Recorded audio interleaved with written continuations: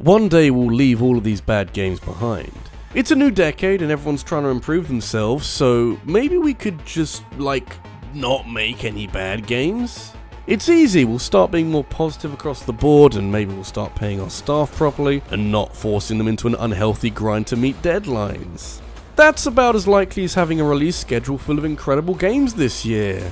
Look, I'm just hoping Animal Crossing is good, okay? 2019 was a decent year for gaming that was punctuated and indeed punctured by some devastatingly bad releases. Microtransactions are still a lurking force that threaten to derail promising games, and in fact very often did, and I think that in particular is going to be pretty hard to dislodge. But now we had a healthy spread of crappy indie games and underdeveloped AAA games, and all of them felt like huge wastes of money that I only really enjoyed since I knew that I would be talking about them in this video. It's depressing to think about, but take the opportunities you get, even if they're a bit terrible. I sit here every year, well, not here every year, but you know what I mean, and I feel like I end up repeating myself with how bad the graphics are in some of these games and how the publisher has meddled with the developer's creativity, and basically I feel like I need to at this point. As long as it keeps happening, I will keep making videos on it, and they'll always be in January, the worst month on YouTube, when I'll make no fucking money from it. It's the happiest month in the world.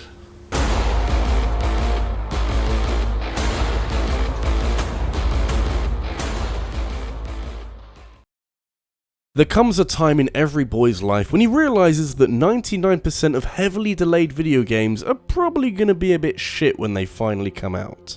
Obviously there's exceptions to this rule that I've loved playing despite their huge development windows, but there's usually a few reasons why a game is taking too long to come out, and the odds are always stacked against it being any good. Crackdown 2 came out in 2010, and while a 9-year gap to the next one is hardly the longest hiatus in history, Crackdown 3 was supposed to come out a good 3 years before that. I suppose a small delay could be beneficial for ironing out bugs and making a host of quality of life additions, but at some point, the delay does become significant enough to indicate that maybe things have gone wrong. It certainly took me by surprise to hear that Crackdown 3 was poking its head out from underneath a big pile of delays, although maybe that had more to do with Terry Crews being enlisted to help make the game more exciting. That man can make anything exciting, so not such a bad move. It's only when the dust settled and Crackdown 3 became a tangible video game that you could go out and buy that the reality swung in like a pendulous electrical wire, charged with a disappointment that all of those delays and changes at the top have ruined this video game. It's all a bit sad really. You can tell that Crackdown 3 is missing a few layers of polish that would have made it look like a game that wasn't supposed to come out about 10 years ago, and it's missing a lot of features that even the first Crackdown had. Just seems a bit strange that you could interact with so much of your environment in older games, and yet Crackdown 3 is very reluctant to let you do any of that. Nah, you're right, clearly you know the best way of having fun. What would I know?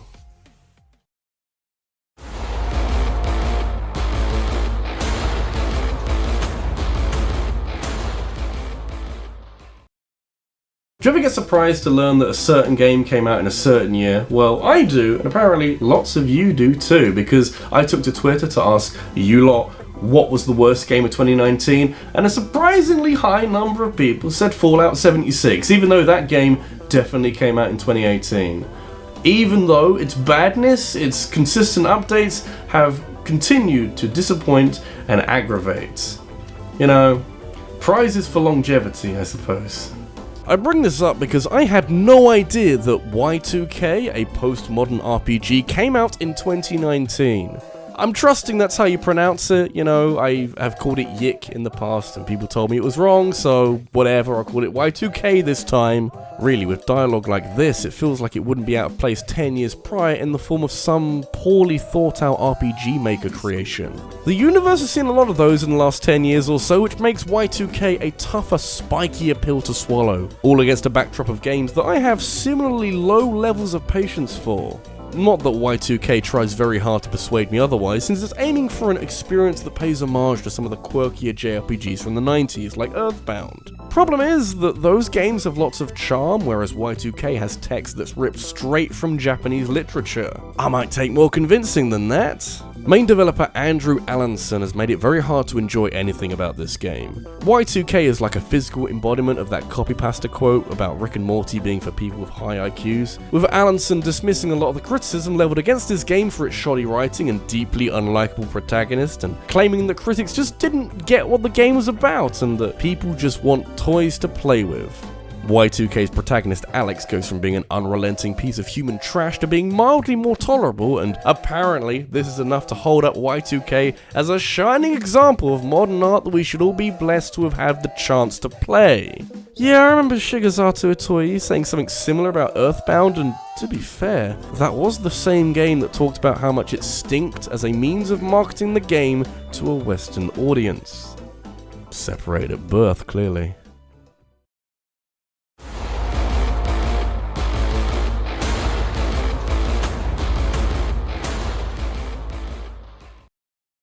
This line of work does bring up some exciting opportunities. I have very fond memories of being invited to the Nintendo Switch premiere back in 2017, and attending events like Gamescom wherever possible lets me play preview versions of games like Devil May Cry 5 and see how great they are, and games like Metal Gear Survive and see how much they make me wish for death. Getting an early look at games can be very helpful for gauging how well received they are likely to be when they come out. And when I was invited to a Ubisoft event last year to celebrate the announcement of Tom Clancy's Ghost Recon Breakpoint, I was very excited.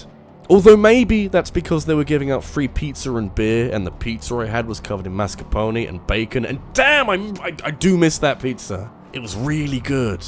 It was so good that I reckon Ubisoft were compensating for their shitty video game.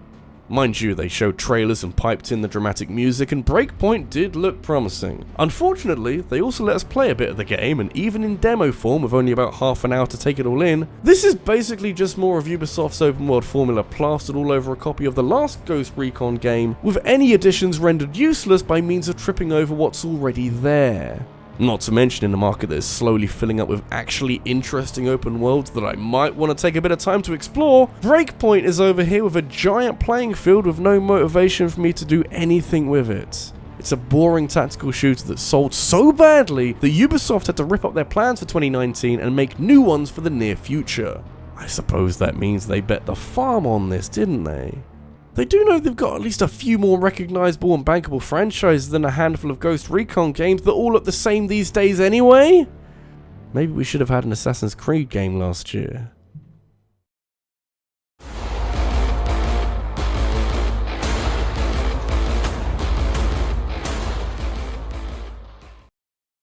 On multiple occasions in the past, I've talked about selling a game on concept.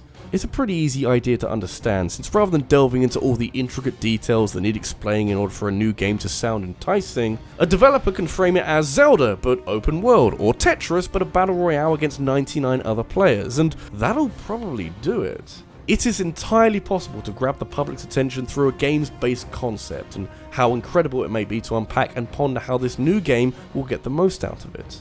Quite simply, Smash Bros, but with anime characters, should be an easy money printing machine that fans would trample their way to as if their lives depended on it. Do you know how many animes there are out there? I think it's more than 6.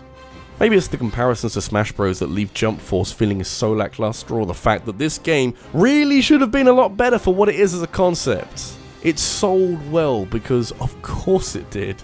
But it didn't take players and critics long to realise how impossibly shallow Jump Force is and how easy it is to notice this. Despite having 40 playable characters rising to 52 with DLC, there's a shocking lack of depth here, with the single player campaign doing nothing but waste your time with a badly told story accompanied by some of the worst cutscenes you're ever gonna see, with less facial expression than Mass Effect Andromeda.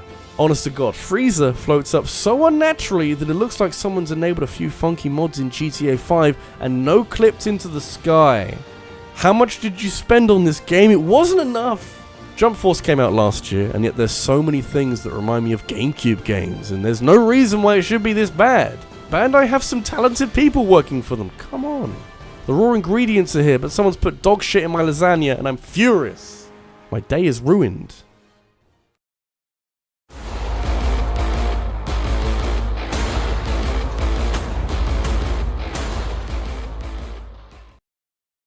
Years from now, there'll be just a handful of us left that remember a bygone era when Konami used to make video games. Maybe pachinko is more lucrative among the right crowds, but it does make me a bit weepy when I think of all the IPs that we're very unlikely to ever see again. Obviously Metal Gear, but Castlevania and Silent Hill are still heavily dormant with no real hope for future installments that may still fly in the face of the desired creative decision in favour of reanimated corpses riddled with microtransactions that only vaguely look like the games that you might recognise. Given the choice, I'd rather most of these franchises enjoyed their retirement without having to tarnish their legacy with monstrosities churned out in a vague effort to spin a quick buck. At least Contra Rogue Core had a tiny modicum of thought put into it and specifically approached from an angle that new audiences would be interested in. Must try harder though. Contra as a franchise has been in stasis for a little while now. You'd have a hard time arguing that its heyday was anything other than the late 80s and early 90s when it was ahead of a long queue of, decent run and gun action shooty games. But nowadays, there seems to be a tail off in quality that is frankly quite noticeable, and we have never noticed it more than in Contra Rogue Core. I remember the bewilderment I felt when I saw this game announced in what I think was a Nintendo Direct or something, because with Konami phasing out their production of video games, how did this game ever get made? Also, what does this game have to do with Contra? Because it definitely doesn't look like any sort of Contra I know. This is Contra. This looks like a shitty mobile game that you'd see advertised on a YouTube video under the name Clash of Guns or something stupid, and when shooting a gun comes with a 5-second cooldown in a Contra game, I can't help but feel that Konami didn't put much thought into this. Or maybe they did, because Rogue Core has a season pass. A fucking season pass. You can see what they were doing though, since it gained a fair amount of press for being the return of Contra, and it wouldn't surprise me if thousands of people got suckered in because of this limp revival of an iconic franchise. Castlevania got a Netflix series and Metal Gear got an Abomination, so I'm now braced for Silent Hill to get some kind of letdown that Konami will herald as the return of a beloved franchise. This decade is too depressing.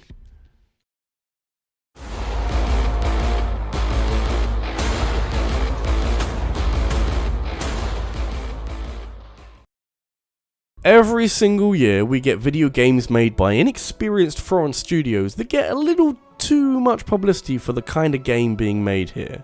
It's no excuse for bad video games, but every time one of these games gets official endorsement from a large publisher and suddenly you've got the official Nintendo seal of quality on Room in the Night Sky and Sony posting trailers for Soul Brain Night of Darkness and Life of Black Tiger on their YouTube channel. I wouldn't quite put Eternity, The Last Unicorn into that same category, but oh damn, it's definitely close. It's okay though, because it has original soundtrack. Thank God, at least we got that one out of the way nice and early. I almost feel bad putting Eternity on here because it's Void Studios' first game and the Brazilian developers were fortunate enough to land a contract with Sony, so clearly things are working out nicely for them. I am genuinely happy for them. That being said, Eternity the Last Unicorn bills itself as being reminiscent of old school video games, with its chunky graphics and fixed camera, in a general sense that Void Studios took whatever assets they could find and threw it into a blender under the vague guise of being influenced by Norse mythology apparently. It's a rough ride that reminds me of an early pre-alpha version of The Witcher, with a very uncomfortable fixed camera limiting your movements and making combat very stilted and awkward. Plus there's a ton of glitches and it looks like a PS2 game, and apparently it's the worst rated game on Metacritic at the moment. But hey, at least it's bad in an interesting way under incredibly low expectations. You can't be disappointed by anything here.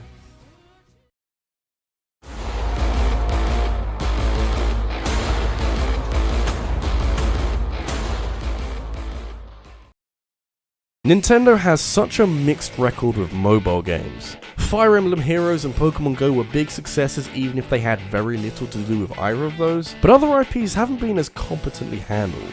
Super Mario Run and Animal Crossing Pocket Camp were too bare bones to be fun for any sustained period of time. Dr. Mario World is fine if a bit heavy on microtransactions, and the now defunct Miitomo was basically an exercise in gathering data on consumers and killing time.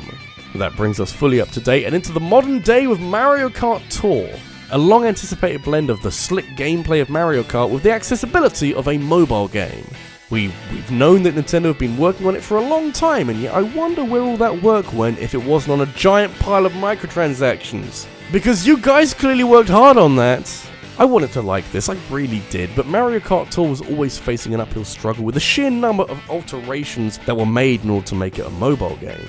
The controls, hate them. They take too long to get used to and feel like an unnecessary gimmick to force it apart from other mobile racing games. The microtransactions and all that they do to unlockable content in Mario Kart Tour, get rid of them! Unlocking new races and karts was always a part of previous Mario Kart games, but the microtransactions hide away some very important features and unlockables behind an impenetrable paywall and premium currency that can set you back a lot of real money. It is playable without spending any money, but it becomes such a grind to replay cups that you've already beaten with controls that are too imprecise against other racers that aren't human enough for me to give a shit about them, and it really annoys me how bungled this latest Nintendo mobile game is. I don't know what they're planning, but for the first time, I'm not looking forward to it. It'll either be pointless or pointlessly expensive. Just like the Nintendo values of old.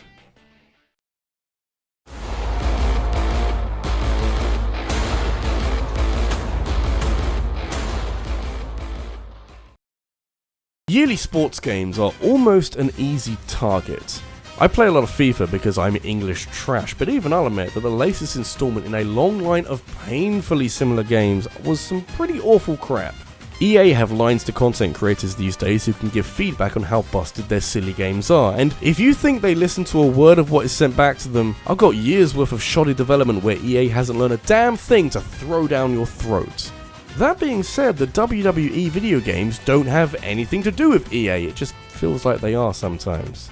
WWE 2K18 was a big step down for this franchise after the Switch port drowned under a sea of glitches and horrible optimization, leaving a lot of questions for 2K games and how easy it is to squeeze a game onto Switch hardware. Luckily, things turned around really nicely for 2K19 and it looked like this franchise was back on track. Oh, that seems like such a long time ago.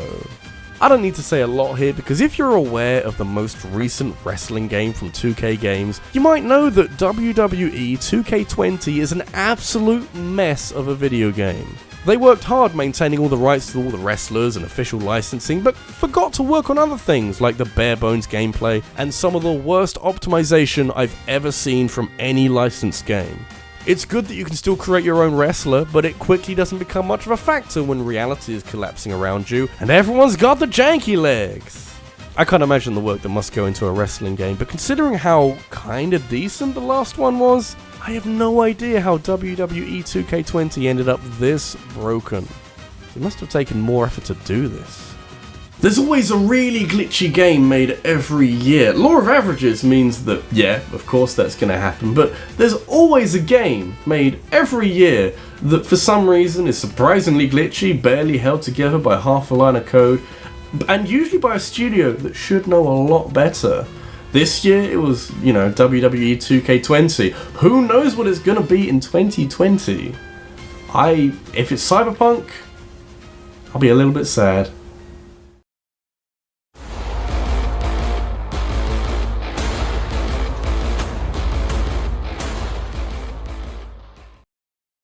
I'm very tired of journalists claiming that two very unrelated things are somehow related. Typically applies to anything being compared to Dark Souls because every difficult game shares the same family tree apparently, but you can find similar instances whenever a franchise takes the big sleep. Now that Metal Gear is 6 feet under, you've got hordes of pretenders claiming to continue on from where Metal Gear left off. And let's be real here, not only is it very hard to be anything close to the madness that this franchise fucked around with for so many decades, it's also way too soon. Don't touch me, I'm not in the mood to be touched right now. At least Left Alive, that has a few visual similarities to Metal Gear and contains at least a few artists and developers with experience of Kojima's Special Child, at least that was a bit shit. That made me feel a bit better. Not that I take any pride in seeing a prospective continuation of a franchise full of political intrigue and mech suits crash and burn after so much promise, but I'm glad that we still have to work for things in this life. Square Enix weren't content with publishing The Quiet Man in 2018 to a catastrophic Metacritic rating, and so 2019 saw Left Alive released to a critical bloodbath, as clunky controls help to ruin boring stealth combat that exploits terrible AI with the occasional escort mission thrown in just to finish off anyone who hasn't left in terror. Not to mention the whole mecha robot thing, that's a really weird tonal choice, don't you think? Feels like a relatively straightforward stealth action game with too much story, but then you've got Gundams! I actually don't know what to say to that. Someone help me.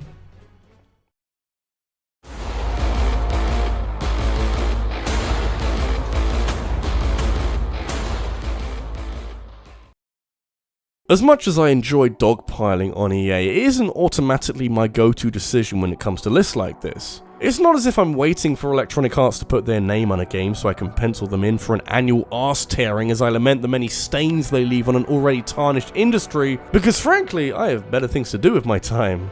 However, I've always maintained that there's nothing worse than a boring game, since even bad games have features to them that you can have fun with. A bland, disappointing game that just so happens to be made by EA and just so happens to be called Anthem is frankly a dead cert for a video like this. I mean, I tried. The first red flag was how long it took for EA to show off any gameplay that wasn't a bunch of dudes flying around. I guess the flying looked kinda cool, but it's not really enough to convince me that EA had any kind of concrete plans for a new IP that will rival Destiny and give BioWare a new start after the disastrous Mass Effect Andromeda. I'm sure it was an exciting project to work on, and you've got to know that lots of people found some very tasty employment from it, but I just wish Anthem was a lot less grindy and had a decent story and wasn't so boring and didn't make me feel so empty inside every time I think about it. It's unfinished, which is a remarkable thing to say about a game with 7 years of development behind it and something that EA and BioWare were putting a lot of stock into. I'm not sure where either company goes from here, but EA have enough money to insulate from any setback. BioWare though, what the hell happened to you guys? This is RabbidLuigi, and I've always hated the idea that some AAA games are better insulated from criticism than others, because if anything, those are the games that have to work harder to convince me that I've spent my money wisely and that shelling out full price for this game was a good idea. In 2020, Anthem is worth less than lunch. And that is kind of insane when you think that it had a fucking table of how you pre-order it and all the bonuses you get from doing so. You know, it kind of gets you thinking that maybe some developers are more interested in squeezing every penny out of the consumer rather than making good video games. Is it too much to ask for both?